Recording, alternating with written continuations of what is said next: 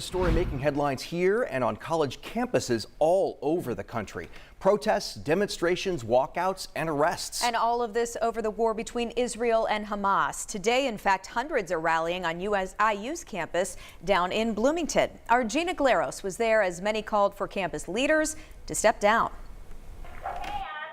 Emotions running high during finals week outside the administration office on IU Bloomington's campus. The faculty voted no confidence in Whitten and her colleagues. Hundreds of students and faculty calling for the resignation of IU President Pamela Whitten. This is in response to the university bringing in state police over the weekend as students and faculty gathered on campus to protest the Israel-Hamas war. Peaceful, nonviolent demonstrators in a park with a tent were met with military levels of force. If that makes sense to you, then I'm sorry, we're just on different planets.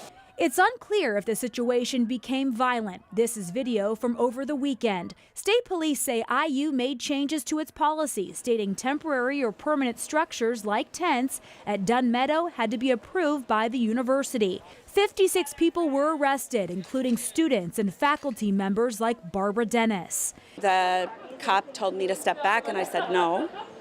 And why did you say no? Because I'm not going to let somebody with weapons get closer to my students. Who would do that?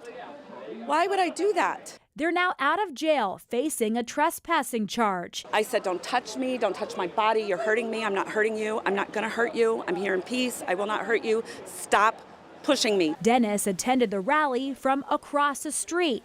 That's because she's banned from campus for a year. Her case is under review. She's hoping she can be on campus for academic purposes. Pamela Whitten sent a letter to the campus community saying in part, free speech on our campus will never be impeded. There have been no changes to the opportunities and rights for free expression on campus. And while the end of the year is typically a time for celebrating,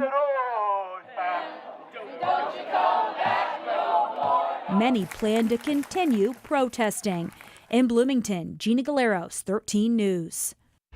Yeah, no sign of anybody stopping yet. In fact, take a look at this. Pro-Palestine demonstrations are popping up at more and more universities all over the U.S. This map here gives you an idea of just how widespread these protests and demonstrations are. That includes a planned walkout today at USC in California, tense clashes with police at Emory University in Atlanta, Georgia, and protests at Columbia University again in New York as well. In fact, today is the last day for classes at Columbia. That's where this nationwide campus movement started. An encampment there remains in place, as you can see on your screen there. Students and administrators discussing protester demands.